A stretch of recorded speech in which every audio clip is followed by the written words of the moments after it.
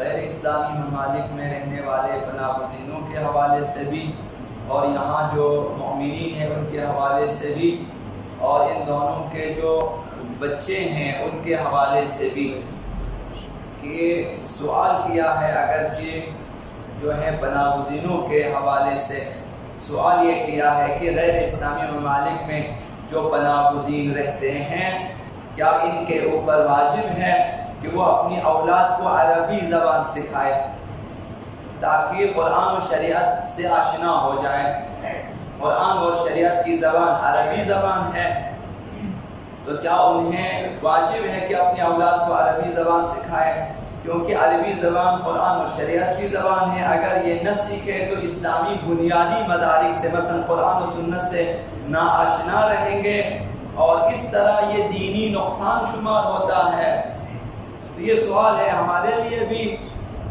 ہمارے بارے میں بھی اور ان کے بارے میں بھی۔ تو انہوں نے جواب دیا کہ اپنے بچوں کو اس حد تک عربی زبان سیکھنا واجب ہے کہ واجبات ادا کر سکیں،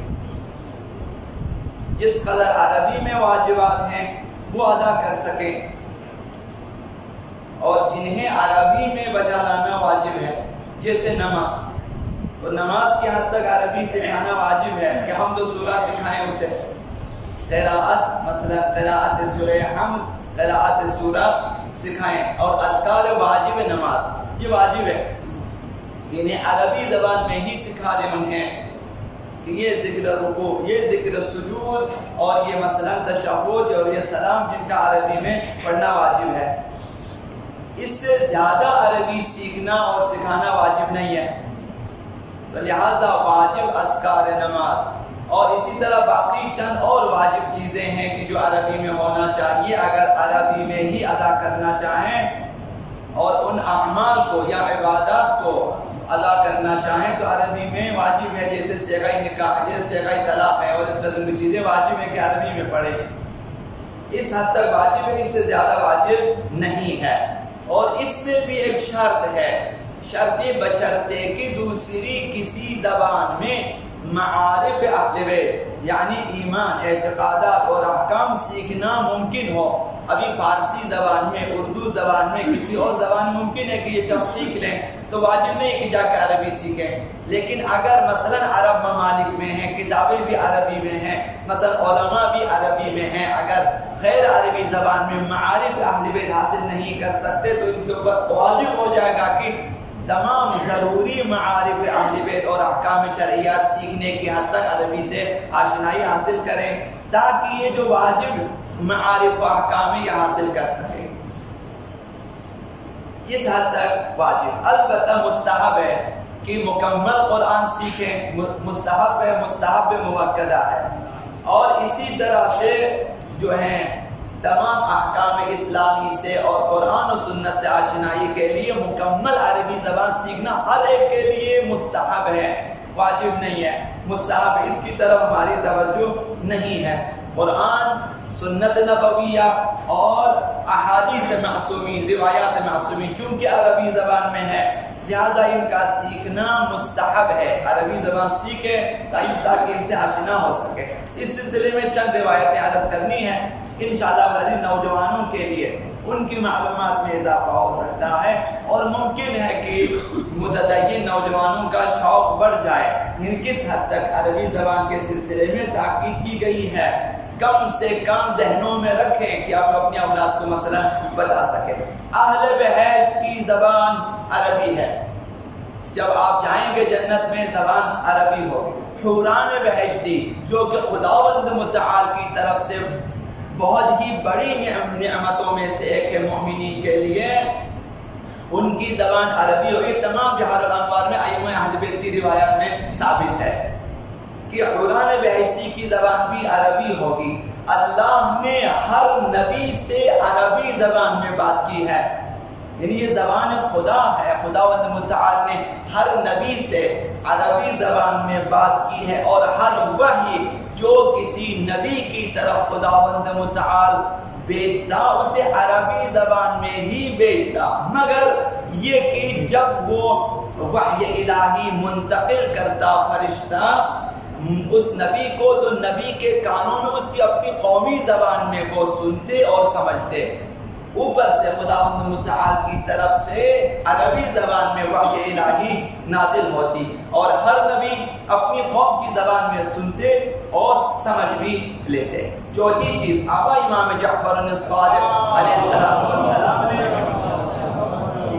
ارشاد فرمایا ہے کہ سب کے لیے فرمایا کہ عربی زبان سیکھو، کیونکہ یہ خدا کی زبان ہے، یہ کلام خدا ہے جس کے ذریعے خداوند متعال اپنی مخلوقات سے گفتگو فرماتا ہے۔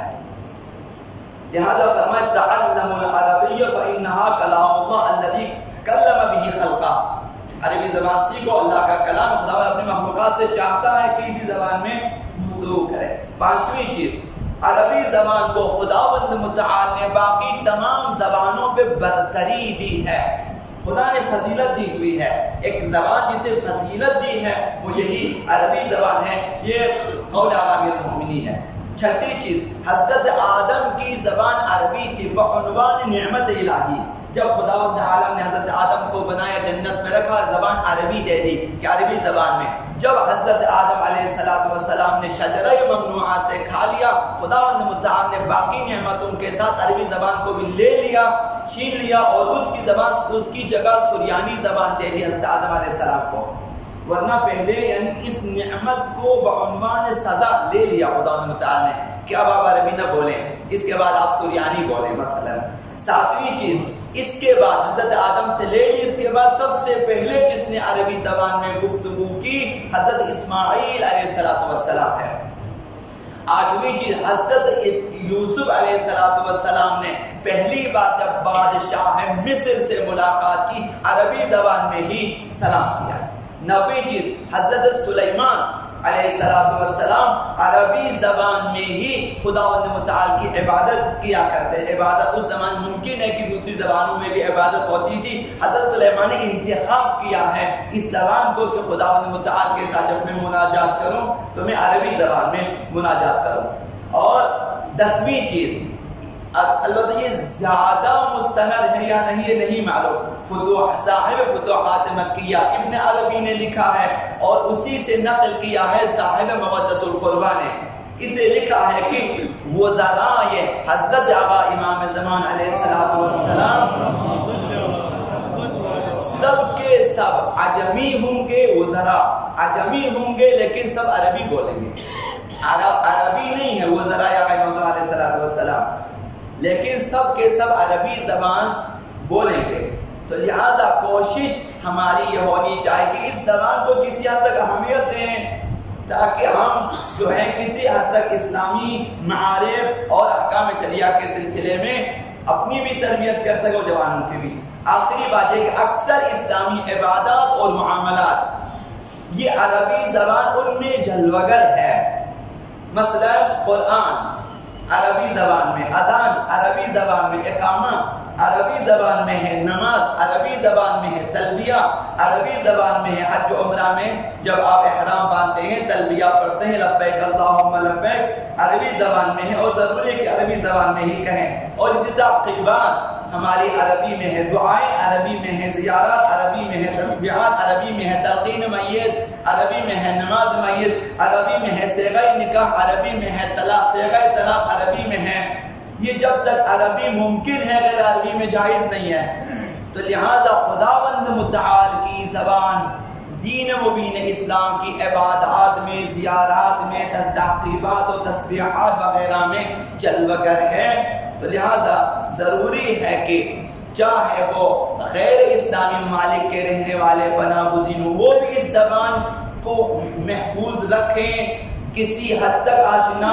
رہیں خود بھی اور اپنی اولاد کو بھی آشنا رکھیں۔ یہاں جتنے مؤمنین ہیں انہیں بھی چاہیے کہ تاکہ اسلام کم رنگ نہ ہو جائے، چاہیے کہ کسی نہ کسی حد تک ہم عربی سے آشنا رہیں۔ اسمک العظیم الاعظم العز الجل الاکرم یا اللہ